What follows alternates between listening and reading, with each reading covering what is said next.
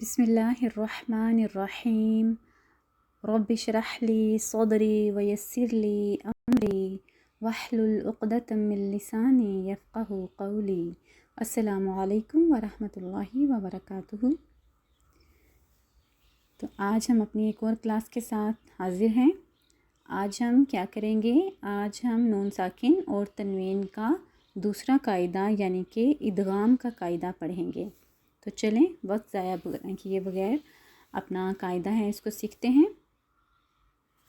तो सबसे पहले हमने ये सीखना है कि इदगाम क्या होता है, इदगाम किसे कहते हैं।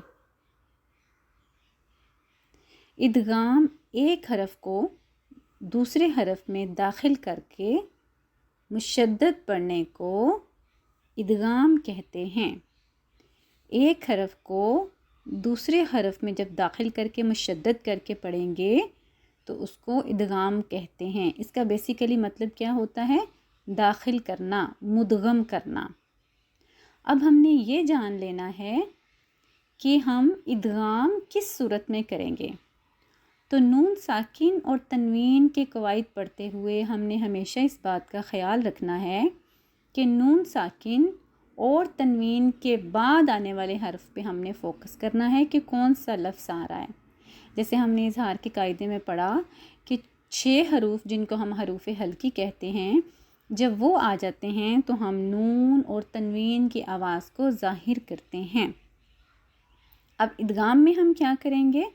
नून साकिन और तनवीन के बाद अगर ये हरूफ आ जाएं, यरमलून, ये एक लफ्ज़ नहीं है बल्कि ये अल्फाज का मजमुआ है। कौन कौन से अल्फाज आ जाएं? या, रॉ, मीम, लाम, वाव, नून। अगर ये 6 अल्फाज आ जाते हैं नून साकिन और तनवीन के बाद तो हमने इस जगह पर इदगाम करना होगा। अब हम ये देख लेते हैं कि हम इदगाम कैसे करेंगे। ये जो 6 लफ्ज़ हैं इनमें से अगर ये 4 लफ्ज़ आ जाएं नून साकिन और तनवीन के बाद, या, मीम, वाव, नून आ जाएं तो हम वहाँ क्या करते हैं? उसको मिलाते हैं तशदीद के साथ, लेकिन गुन्ना करते हैं। इदगाम की 2 एग्जाम्पल्स होती हैं आगे से। इदगाम की 2 जो हैं वो इदगाम बिल गुन्ना और इदगाम बिला गुन्ना। एक होती है इदगाम बिल गुन्ना, गुन्ना के साथ इदगाम, और एक होती है टाइप किस्म इदगाम बिला गुन्ना। तो हरूफ यरमलून का हमने खास ध्यान रखना है कि नून साकिन और तनवीन के बाद जब या, रॉ, मीम, लाम, वाव, नून आ जाएं तो हम इस पे इदगाम हो जाएगा। लेकिन जब नून साकिन और तनवीन के बाद या, मीम, वाव, नून आ जाएं, यमून, तो हम उसकी आवाज़ को मुशद्दद के साथ पढ़ेंगे लेकिन गुन्ना करेंगे।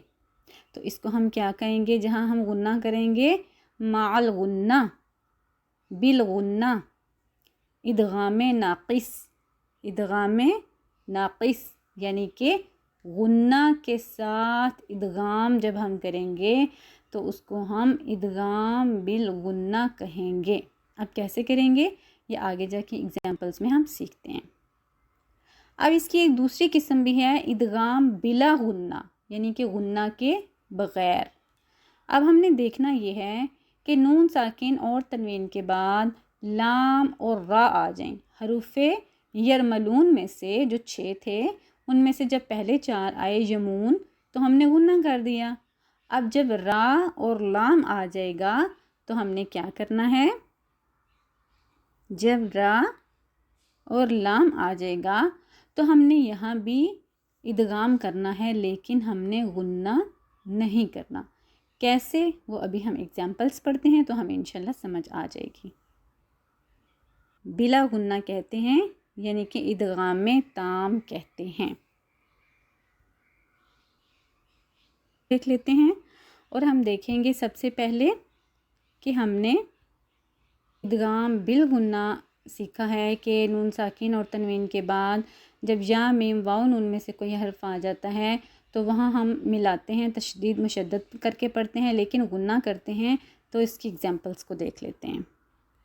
اب آپ یہاں دیکھیں کہ یہ لفظ ہے، نون ساکن آ رہا ہے اور اس کے بعد یا آ رہی ہے، جو کہ میں نے آپ کو بتایا 4 الفاظ یا میم واو نون میں سے یا آ رہی ہے۔ تو یا کے اوپر تشدید ہے، جہاں بھی ہم ادغام کریں گے اگلا حرف مشدد والا ہی ہوگا۔ یا کے اوپر تشدید آ رہی ہے، اگر ہم نے اس کو نون ساکن کو یا سے ملانا ہے تو ہم کیسے ملائیں گے اور اس کی آواز کیسی ہوگی؟ ہم اس کو داخل کر کے پڑھیں گے، مدغم کر کے پڑھیں گے، لیکن ادغام بالغنہ ہے تو ہم یہاں پہ غنہ کریں گے۔ اس کو ہم ایسے پڑھیں گے، من یقل نہیں ہم اس کو کہیں گے، من اگر ہم کہیں گے تو نون کی آواز ظاہر ہو رہی ہے، ہم نے نون کی آواز کو ظاہر نہیں کرنا، مدغم کرنا ہے۔ کیسے؟ من یقل، من یقل، میوں والن، یہ جو میوں، یہ جو آواز آ رہی ہے نا، جو اسٹے ہو رہا ہے، یہ بیسیکلی اس کو ہم غنہ کہتے ہیں۔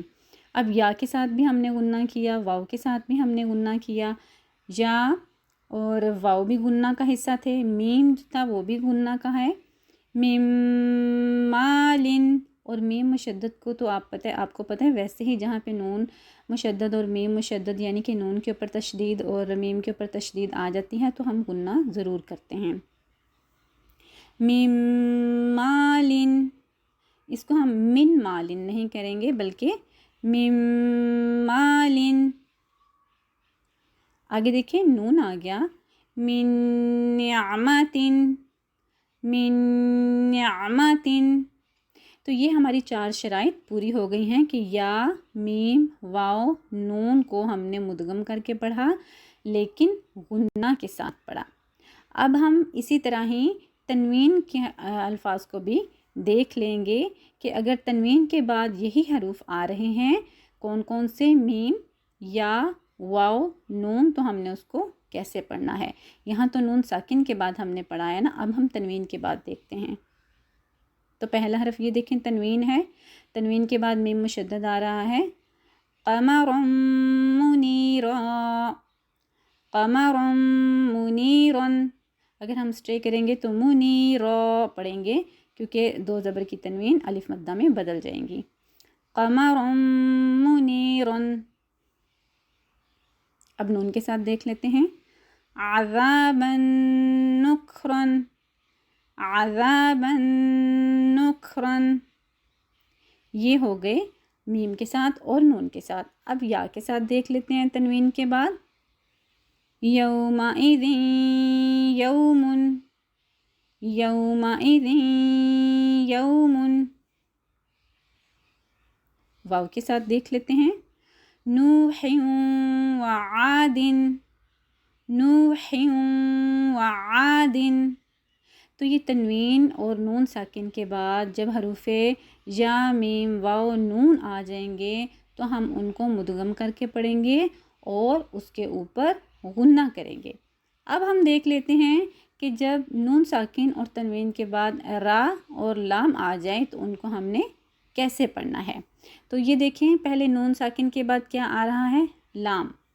کیا آ رہا ہے؟ لام۔ تو ہم اس کو کیسے پڑھیں گے؟ ان لیسا نہیں پڑھیں گے بلکہ مدغم کریں گے، اور مدغم کر کے غنہ نہیں کریں گے۔